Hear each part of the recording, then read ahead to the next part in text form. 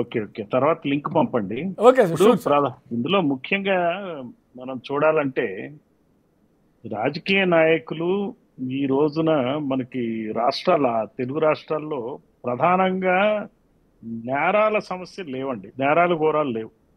అంటే ఏంటంటే ఇంతకుముందు నక్సలైట్లు ఉండేవాళ్ళు, టెర్రరిస్టులు ఉండేవాళ్ళు, రకరకాల సమస్యలతో దోపిడీలు ఎక్కువ ఉండేవి, బస్ డెకాయిటీలు ఉండేవి.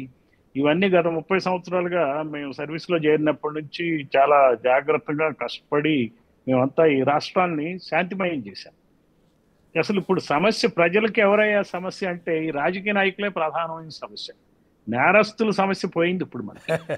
నేరస్తుల్ని ఎట్లయినా కానీ కంట్రోల్ చేసే వ్యవస్థ ఉంది, పోలీసులు సమర్థవంతంగా చేయగలుగుతారు. వాళ్ళని చేయలేకపోవడానికి కూడా కారణం ఏదన్నా ఉంటే ఈ మళ్ళీ నాయకులే కారణం. అసలు అందరికన్నా ఎక్కువ క్రైమ్ చేసేది నాయకులండి ఈరోజు. సో మీరు ఈ నాయకులు ఎట్లయిపోయింది, ఎందుకు ఇంత ఉద్వేగంగా, ఎందుకు ఇంత సీరియస్ గా వీళ్ళు మాట్లాడుతున్నారంటే వేల కోట్ల రూపాయల సంపాదన వాళ్ళు వెనకేసుకుని ఇప్పుడు అధికారం మిస్ అయ్యేటప్పటికి ఆ డబ్బు పోతుందనే బాధ అనమాట. సో వాళ్ళకి ఏంటంటే చాలా ఖర్చు పెడతారు ఎలక్షన్స్ లో, 3-4 వేల కోట్లు ఖర్చు పెడతారు, ఆ రాష్ట్రం అయినా ఈ రాష్ట్రం అయినా. ఎగ్జాక్ట్లీ. తీరా చూస్తే అధికారం పోయింది. మళ్ళీ ఇప్పుడు ఏం చేయాలా? ఈ అధికారాన్ని రుచి మరిగినాక మళ్ళీ అధికారం కోసం వెంపర్లాడతారు. ఇక్కడ ప్రజాశ్రేయస్ కాదు వీళ్ళకి ఉండేది, వీళ్ళ యొక్క అధికారం అనేది చలాయించాలన్నమాట. ఒక్కొక్క MLA candidate political power, muscle power అంటారు. మనకి అదృష్టం దురదృష్టం 2 ఎమ్మెల్యేలు లేరు ఈ చర్చలో, జాయిన్ అవుతారేమో తెలియదు.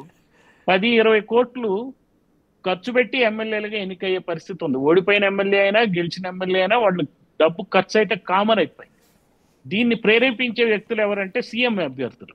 ఎవరైతే సీఎం అనుకుంటున్నారు, అటు చంద్రబాబు కావచ్చు, ఇటు జగన్ కావచ్చు, ఇక్కడ కేసీఆర్ కావచ్చు, లేకపోతే రేవంత్ రెడ్డి కావచ్చు, వీళ్ళంతా చేసే పని ఏంటంటే డబ్బును జమ చేసుకుని 3-4 వేల కోట్లతో పెట్టుబడితో ఎలక్షన్స్కి వెళ్ళి తీరా చూస్తే ఓడిపోతారు. ఓడిపోయినప్పుడు విపరీతమైన బాధ కలుగుతుంది. ఇప్పుడు ఈ రోజున కేటీఆర్, ఇందాక మీరు వాయిస్ వినిపించారు కదా, నేను అంత మంచోడిని కాదు, మా నాన్న అంత మంచోడిని కాదు అన్నాడు. ఇదే డైలాగ్ మీరు అబ్జర్వ్ చేస్తే లోకేష్ కూడా ఇదే డైలాగ్ వాడాడు, మీరు అబ్జర్వ్ చేయండి, సేమ్ డైలాగ్. అంటే ఇవన్నీ ఎట్లా వస్తున్నాయండి? వీళ్ళంతా స్టడీ చేస్తారండి, పాలరైజ్ చేసుకోవాలా పాపులేషన్, కార్యకర్తల్ని, క్యాడర్లని పాలరైజ్ చేసి ఒక రకమైనటువంటి ఉద్రిక్త వాతావరణం. ఇండియా పాకిస్తాన్ మ్యాచ్ లో మనకి ఎంత ఉద్రిక్తత ఉంటుందో, ఉద్విగ్నత ఎంత క్రియేట్ చేయాలో అది క్రియేట్ చేస్తారు. ఒక పొలిటికల్ డ్రామాని క్రియేట్ చేస్తారు. ఒక హీరో, ఒక విలన్, ఒక డ్రామా కావాలి వీళ్ళకి. ఆ డ్రామా క్రియేట్ చేయడం కోసం ఎట్లాంటి డైలాగులు వాడతాను, అంతేగాని చనిపోయిన వాళ్ళ మీద బాధతోనో దేనితోనో అన్యాయం జరుగుతుందనో కాదు. ఇది ఒక క్రియేషన్. ఈ క్రియేషన్ వెనకాల కూడా ఈ పార్టీల వెనకాల ఉన్నటువంటి సామాజిక వర్గాల ప్రాబల్యం ఎక్కువ ఉంటుంది. మన ఆ రాష్ట్రంలో చూసుకుంటే రెడ్డి కమ్మ, ఈ రాష్ట్రంలో చూస్తుంటే తెలంగాణలో రెడ్డి వెలమ. ఈ సామాజిక వర్గాల చేతుల్లోనే పార్టీలు ఉన్నాయి. కాబట్టి వీళ్ళు ఏం చేస్తారంటే ఈ సామాజిక వర్గాల నాయకులందరూ కుమ్మక్కైపోయి మళ్ళీ మనం పవర్ ఎట్లా సంపాదించాలంటే దీనికి ఒక స్ట్రాటజీ అనమాట. మనం ఎలక్షన్లు అయిపోయిన తెల్లారి మొదలు పెడతారండి వీళ్ళు. పూర్వకాలం ఎట్లుండేదంటే మీకు 4-5 టర్మ్స్ బ్యాక్ ఎలక్షన్స్ లో ఒక 1 మంత్ 1 ఇయర్